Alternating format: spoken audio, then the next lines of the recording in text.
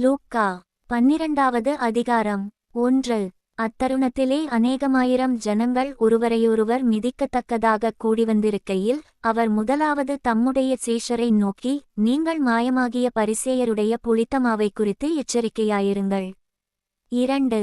வெளியாக்கப்படாத மறைபொருளுமில்லை, அறியப்படாத இரகசியமுமில்லை. 3. ஆதலால் நீங்கள் இருளிலே பேசினது எதுவோ அது வெளிச்சத்திலே கேட்கப்படும், நீங்கள் அறைகளில் காதிலே சொன்னது எதுவோ அது வீடுகளின் மேல் கூறப்படும். 4. என் சிநேகிதராகிய உங்களுக்கு நான் சொல்லுகிறேன், சரீரத்தை கொலை செய்து அதன்பின்பு அதிகமாக ஒன்றும் செய்யத் திராணியில்லாதவர்களுக்கு பயப்படாதிருங்கள். 5. நீங்கள் இன்னாருக்கு பயப்பட வேண்டுமென்று உங்களுக்குக் காண்பிக்கிறேன், கொலை செய்த பின்பு நரகத்திலே தள்ள வல்லமையுள்ளவருக்கு பயப்படுங்கள், ஆம் அவருக்கே பயப்படுங்கள் என்று உங்களுக்குச் சொல்லுகிறேன். 6. 2 காசுக்கு 5 அடைக்கலான் குருவிகளை விற்கிறார்களல்லவா? அவைகளில் ஒன்றாகிலும் தேவனால் மறக்கப்படுகிறதில்லை. 7. உங்கள் தலையிலுள்ள மயிரெல்லாம் எண்ணப்பட்டிருக்கிறது, ஆகையால் பயப்படாதிருங்கள், அநேகம் அடைக்கலான் குருவிகளைப் பார்க்கிலும் நீங்கள் விசேஷித்தவர்களாயிருக்கிறீர்கள். 8. அன்றியும் நான் உங்களுக்குச் சொல்லுகிறேன், மனுஷர் முன்பாக என்னை அறிக்கை பண்ணுகிறவன் எவனோ அவனை மனுஷகுமாரனும் தேவதூதர் முன்பாக அறிக்கை பண்ணுவார். 9. மனுஷர் முன்பாக என்னை மறுதலிக்கிறவன் தேவதூதர் முன்பாக மறுதலிக்கப்படுவான். 10. எவனாகிலும் மனுஷகுமாரனுக்கு விரோதமான விசேஷத்தைச் சொன்னால் அது அவனுக்கு மன்னிக்கப்படும், பரிசுத்த ஆவிக்கு விரோதமாய் தூஷணஞ் சொல்லுகிறவனுக்கோ மன்னிக்கப்படுவதில்லை. 11. அன்றியும் ஜெப ஆலயத் தலைவர்களுக்கும் துரைத்தனத்தார்களுக்கும் அதிகாரமுள்ளவர்களுக்கும் முன்பாக உங்களை கொண்டு போய் விடும்போது எப்படி இன்னத்தை மாறுதரமாகச் சொல்லுவோம் என்றும் எதை பேசுவோம் என்றும் கவலைப்படாதிருங்கள். 12.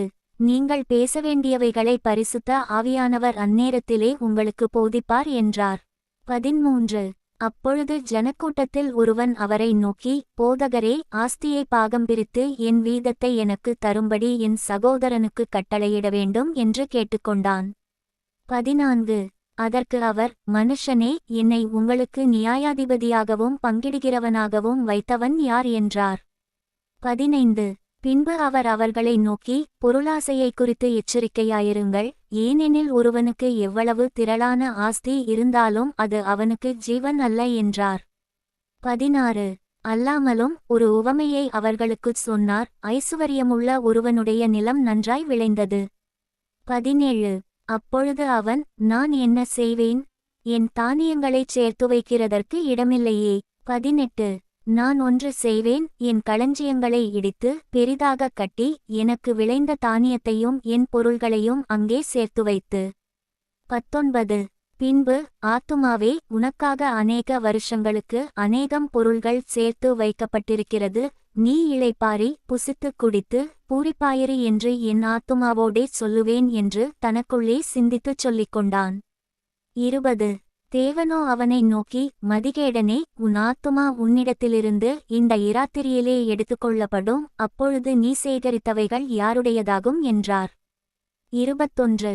தேவனிடத்தில் ஐசுவரியவானாயிராமல் தனக்காகவே பொக்கிஷங்களைச் சேர்த்து வைக்கிறவன் இப்படியே இருக்கிறான் என்றார். 22. பின்னும் அவர் தம்முடைய சீஷரை நோக்கி, இப்படியிருக்கிறபடியினால் இன்னத்தை உண்போம் என்று உங்கள் ஜீவனுக்காகவும் இன்னத்தை உடுப்போம் என்று உங்கள் சரீரத்துக்காகவும் கவலைப்படாதிருங்கள் என்று உங்களுக்குச் சொல்லுகிறேன். 23. ஆகாரத்தை பார்க்கிலும் ஜீவனும் உடையை பார்க்கிலும் சரீரமும் விசேஷித்தவைகளாயிருக்கிறது. 24. காகங்களை கவனித்து பாருங்கள், அவைகள் விதைக்கிறதுமில்லை அறுக்கிறதுமில்லை, அவைகளுக்கு பண்டசாலையுமில்லை களஞ்சியமுமில்லை, இல்லாவிட்டாலும் அவைகளையும் தேவன் பிழைப்பூட்டுகிறார், பறவைகளைப் பார்க்கிலும் நீங்கள் எவ்வளவோ விசேஷித்தவர்களாயிருக்கிறீர்கள். 25. கவலைப்படுகிறதினால் உங்களில் எவன் தன் சரீர அளவோடு ஒரு முழத்தை கூட்டுவான்? 26. மிகவும் அற்பமான காரியமுதலாய் உங்களால் செய்யக்கூடாதிருக்க மற்றவைகளுக்காக நீங்கள் கவலைப்படுகிறதென்ன? 27. காட்டுப்புஷ்பங்கள் எப்படி வளருகிறதென்று கவனித்து பாருங்கள், அவைகள் உழைக்கிறதுமில்லை நூற்கிறதுமில்லை, என்றாலும் சாலமோன் முதலாய் தன் சர்வ மகிமையிலும் அவைகளில் ஒன்றைப்போலாகிலும் உடுத்தியிருந்ததில்லை என்று உங்களுக்குச் சொல்லுகிறேன். 28. இப்படியிருக்க அற்பவிசுவாசிகளே, இன்றைக்கு காட்டிலிருந்து நாளைக்கு அடுப்பிலே போடப்படுகிற புல்லுக்கு தேவன் இவ்விதமாக உடுத்துவித்தால் உங்களுக்கு உடுத்துவிப்பது அதிக நிச்சயமல்லவா? 29. ஆகையால் இன்னத்தை உண்போம் இன்னத்தை குடிப்போம் என்று நீங்கள் கேளாமலும் சந்தேகப்படாமலும் இருங்கள். 30. இவைகளையெல்லாம் உலகத்தார் நாடித் தேடுகிறார்கள், இவைகள் உங்களுக்கு வேண்டியவைகளென்று உங்கள் பிதாவானவர் அறிந்திருக்கிறார். 31. தேவனுடைய ராஜ்யத்தையே தேடுங்கள், அப்பொழுது இவைகளெல்லாம் உங்களுக்கு கூட கொடுக்கப்படும். 32. பயப்படாதே சிறுமந்தையே, உங்களுக்கு ராஜ்யத்தை கொடுக்க உங்கள் பிதா பிரியமாயிருக்கிறார். 33.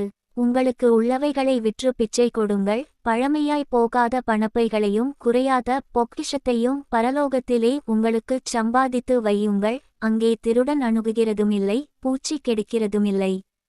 34. உங்கள் பொக்கிஷம் எங்கே இருக்கிறதோ அங்கே உங்கள் இருதயமும் இருக்கும். 35. உங்கள் அறைகள் கட்டப்பட்டதாகவும் உங்கள் விளக்குகள் எரிகிறதாகவும். 36. தங்கள் எஜமான் கலியாணத்திலிருந்து வந்து தட்டும்போது உடனே அவருக்கு திறக்கும்படி எப்பொழுது வருவார் என்று காத்திருக்கிற மனுஷருக்கு ஒப்பாகவும் இருங்கள். 37. எஜமான் வரும்போது விழித்திருக்கிறவர்களாக காணப்படுகிற ஊழியக்காரரே பாக்கியவான்கள். அவர் அறை கட்டிக்கொண்டு அவர்களை பந்தியிருக்கச் செய்து சமீபமாய் வந்து அவர்களுக்கு ஊழியஞ்செய்வார் என்று மெய்யாகவே உங்களுக்குச் சொல்லுகிறேன்.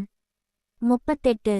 அவர் 2ஆம் ஜாமத்திலாவது 3ஆம் ஜாமத்திலாவது வந்து அவர்கள் அப்படியே இருக்கக் கண்டால் அவ்வூழியக்காரர் பாக்கியவான்கள். 39. திருடன் இன்ன நேரத்தில் வருவான் என்று வீட்டெஜமானுக்கு தெரிந்திருந்தால் அவன் விழித்திருந்து தன் வீட்டை கன்னமிடவொட்டான் என்று அறிந்திருக்கிறீர்கள். 40. அந்தபடியே நீங்கள் நினையாத நேரத்தில் மனுஷகுமாரன் வருவார், ஆகையால் நீங்களும் ஆயத்தமாயிருங்கள் என்றார். 41. அப்பொழுது பேதுரு அவரை நோக்கி, ஆண்டவரே, இந்த உவமையை எங்களுக்கு மாத்திரம் சொல்லுகிறீரோ எல்லாருக்கும் சொல்லுகிறீரோ என்று கேட்டான். 42. அதற்கு கர்த்தர், பணிவிடைக்காரருக்கு தகுதியான காலத்திலே படிகொடுக்கும்படி எஜமான் அவர்கள் மேல் அதிகாரியாக வைக்கத்தக்க உண்மையும் விவேகமுமுள்ள விசாரணைக்காரன் யாவன்? 43. எஜமான் வரும்போது அப்படியே செய்கிறவனாய் காணப்படுகிற ஊழியக்காரன் பாக்கியவான். 44. தனக்குள்ளதெல்லாவற்றின் மேலும் அவனை விசாரணைக்காரனாக வைப்பான் என்று மெய்யாகவே உங்களுக்குச் சொல்லுகிறேன். 45.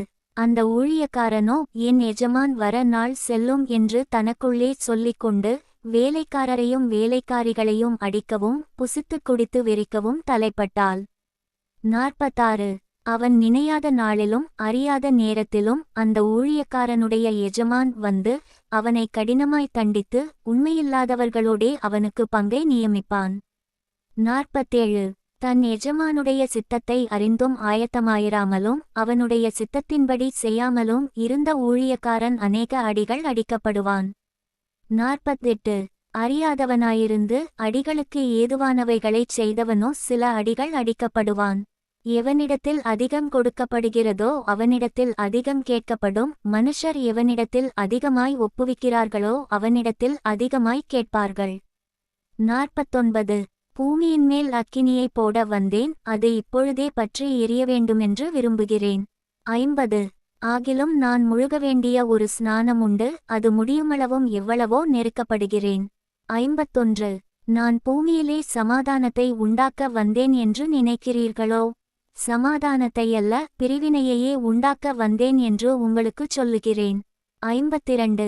எப்படியெனில் இதுமுதல் ஒரே வீட்டிலே 5 பேர் பிரிந்திருப்பார்கள், 2 பேருக்கு விரோதமாய் 3 பேரும் 3 பேருக்கு விரோதமாய் 2 பேரும் பிரிந்திருப்பார்கள். 53.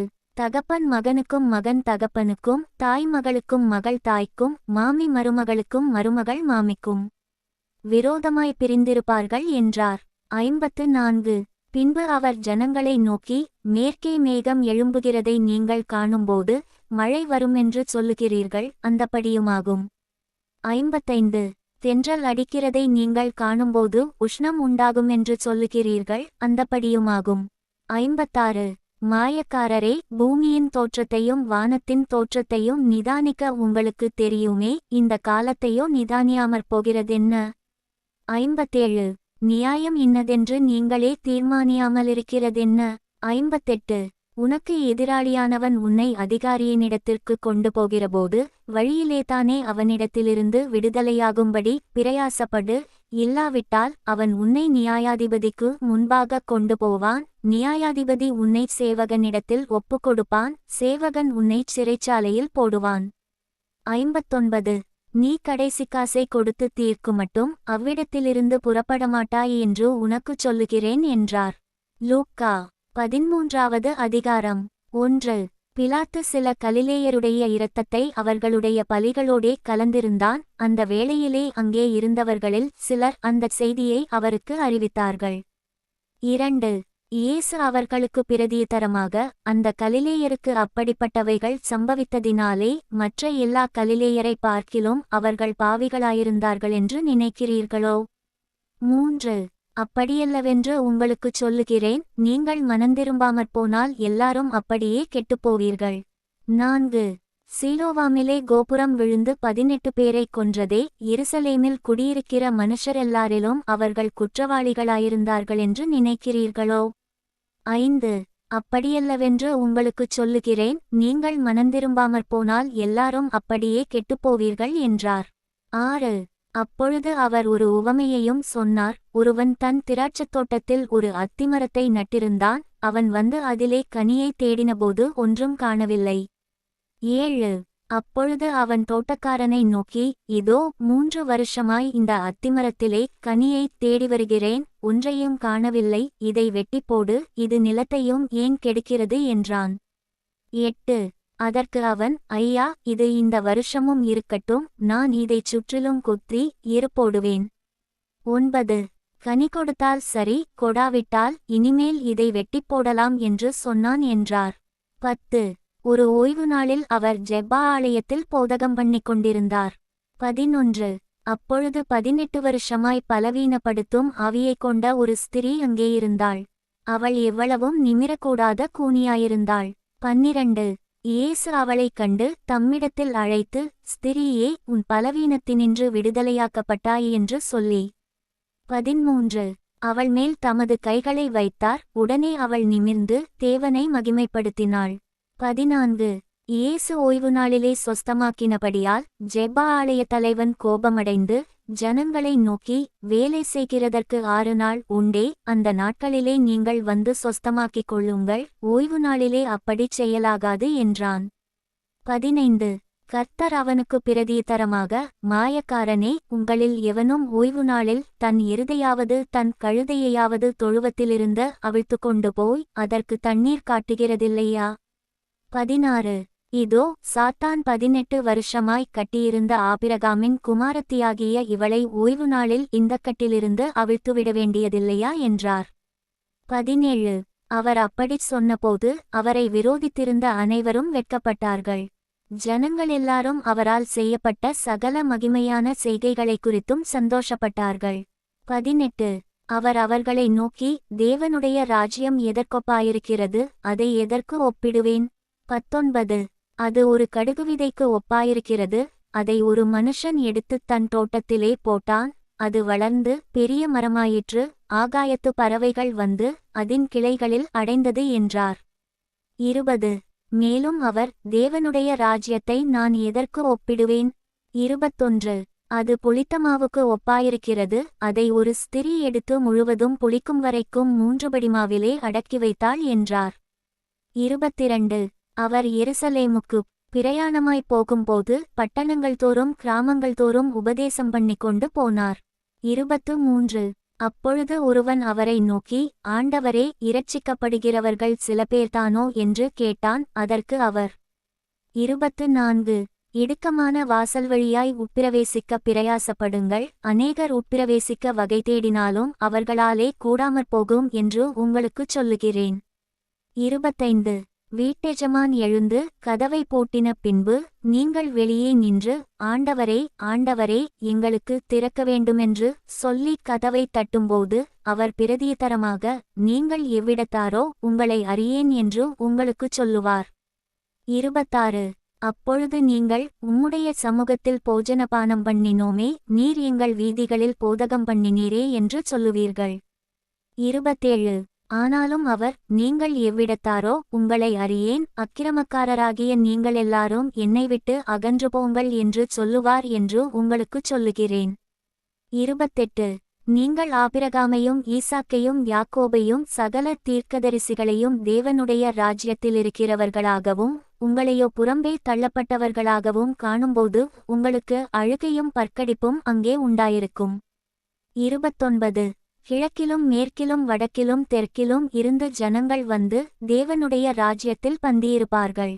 30. அப்பொழுது முந்தினோர் பிந்தினோராவார்கள், பிந்தினோர் முந்தினோராவார்கள் என்றார். 31. அந்த நாளிலே சில பரிசேயர் அவரிடத்தில் வந்து, நீர் இவ்விடத்தை விட்டு போய்விடும், ஏரோது உம்மை கொலை செய்ய மனதாய் இருக்கிறான் என்றார்கள். 32. அதற்கு அவர், நான் இன்றைக்கும் நாளைக்கும் பிசாசுகளை துரத்தி வியாதியுள்ளவர்களைச் சொஸ்தமாக்கி 3ஆம் நாளில் நிறைவடைவேன். 33. இன்றைக்கும் நாளைக்கும் மறுநாளைக்கும் நான் நடமாட வேண்டும், எருசலேமுக்கு புறம்பே ஒரு தீர்க்கதரிசியும் மடிந்து போகிறதில்லை என்று நான் சொன்னதாக நீங்கள் போய் அந்த நரிக்குச் சொல்லுங்கள். 34. எருசலேமே எருசலேமே, தீர்க்கதரிசிகளை கொலை செய்து உன்னிடத்தில் அனுப்பப்பட்டவர்களை கல்லெறிகிறவளே, கோழி தன் குஞ்சுகளை தன் சிறகுகளின் கீழே கூட்டிச் சேர்த்துக்கொள்ளும் வண்ணமாக நான் எத்தனை தரமோ உன் பிள்ளைகளை கூட்டிச் சேர்த்துக்கொள்ள மனதாயிருந்தேன், உங்களுக்கோ மனதில்லாமற் போயிற்று. 35. இதோ உங்கள் வீடு உங்களுக்கு பாழாக்கிவிடப்படும், கர்த்தருடைய நாமத்தினாலே வருகிறவர் ஸ்தோத்திரிக்கப்பட்டவர் என்று நீங்கள் சொல்லுங்காலம் வருமளவும் என்னை காணாதிருப்பீர்கள் என்று மெய்யாகவே உங்களுக்குச் சொல்லுகிறேன் என்றார்.